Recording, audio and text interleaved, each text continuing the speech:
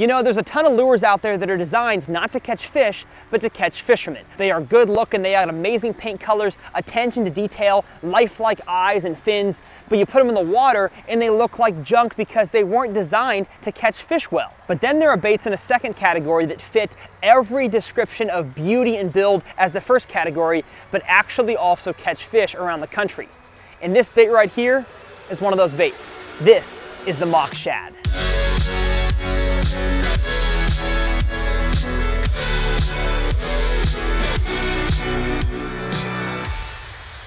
What's going on, y'all? My name is Tyler and my goal is to help you guys become better anglers and catch more fish, and all of that is aided by better understanding your lures. And this lure right here is absolutely gorgeous. It is the Mach Shad. So first off, what is this bait? This bait fits into the hard body swim bait category, and so let's kind of parse that name apart.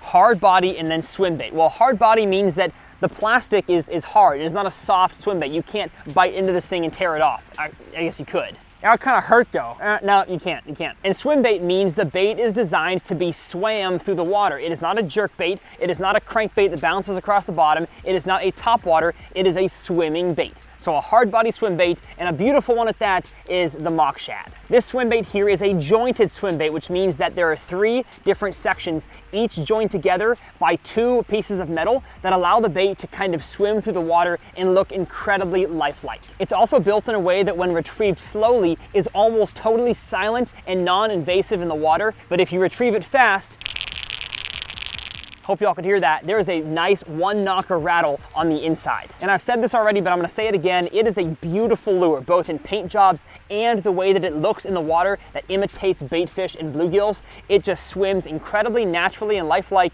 at both slow speeds and fast. Now the next question is, where is the Mach Shad actually a useful lure? Where can you throw it to catch bass?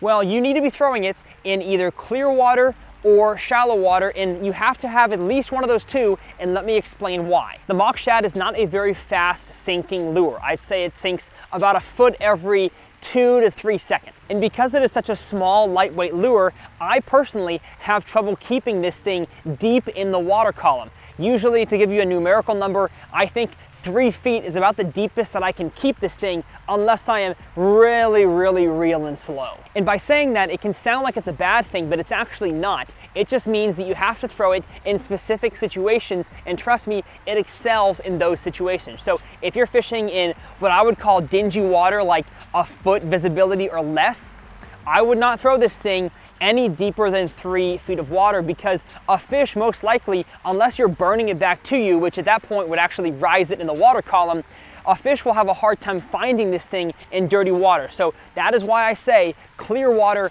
or shallow water is key. Now, one thing that is true about clear water is that fish can see a bait regardless of its size from a mile away. And so oftentimes a bass is curious, they're gonna come in clear water and check out the bait, and hopefully this thing is lifelike enough and they're hungry enough, they'll take a stab. So that's why I say you want clear water. It could be deep clear water, but it's gotta be clear, or you want shallow stained water.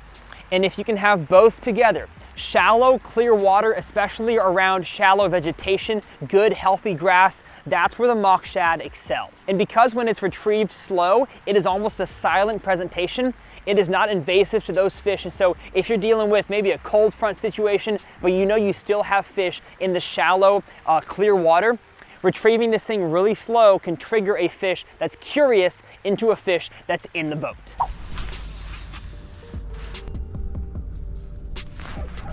Gosh, there's one. Let's go. Let's stinking go, baby. Yes, beautiful fish right there.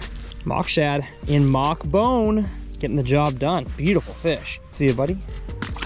Now, when it comes to colors and gear, I almost always start with water clarity when I pick my colors for my lures, and then from that, if I can closely imitate or match what the fish are eating in their environment, I will do that as well. So when it comes to clear water and the fish are eating bluegill, I love the killer gill. It is so stinking, I can't even stop saying it. It's gorgeous. And if the water is dirtier or the fish are feeding on bait fish alone, I love the pearl orange belly. This bait is gorgeous and it really imitates a bait fish super well, but also stands out in dirty water more than most bluegill or translucent color types. And the great thing about gear for the Mach Shad is that that you don't necessarily need a specific rod or reel for this bait. But you do have to keep in mind, it is a moving bait. So as the bait is moving to you, if a fish eats it and takes off the other way, you don't really need to set the hook. And I would apply that to really any treble hooked lure. The more you set the hook, the better your chances are at losing that fish and pulling the treble hooks out. So any of the Mach combos work great. As long as they are medium or medium heavy, that's what I throw on the Mach Shad. Now, it's not a light bait, but it's definitely not heavy either. And so I like to increase the length of my rod to be able to make a longer cast, because especially in clear water, fish can be kind of finicky, hard to get to bite, definitely weary of what's around them, their surroundings. So the longer cast you can make and the lighter line you can have, I love throwing 10 to 12 pound line for this bait right here, the better chances you'll have at getting a fish, especially in clear water, to eat. But if you're sitting there with a Mach 2 or a Mach 1 and you've got a medium heavy combo that's only 7 foot or 6'6", trust me, you're fine. Just get out there and throw it. Now, like I said, retrieval can be fast or slow with this bait. So I'm gonna cast it out there, let it sink 2 to 3 seconds to get it down there, and then I'm almost always retrieving it at like a turn of the handle every half second. So 2 turns per second is about what I'm doing. And that makes that bait kind of go like this in the water. And then a great thing to do is to kind of vary that retrieve. So maybe speed it up for a second and then pause it and then retrieve again. And then maybe lower the rod tip, get that bait down a little more and reel fast like this and then stop. And it's so cool to see a bass that is following it. I've seen it happen in clear water. They're following the Mach Shad. I speed it up and pause it, and that fish almost doesn't know what to do with itself. It has to strike this thing. So really vary your retrieves.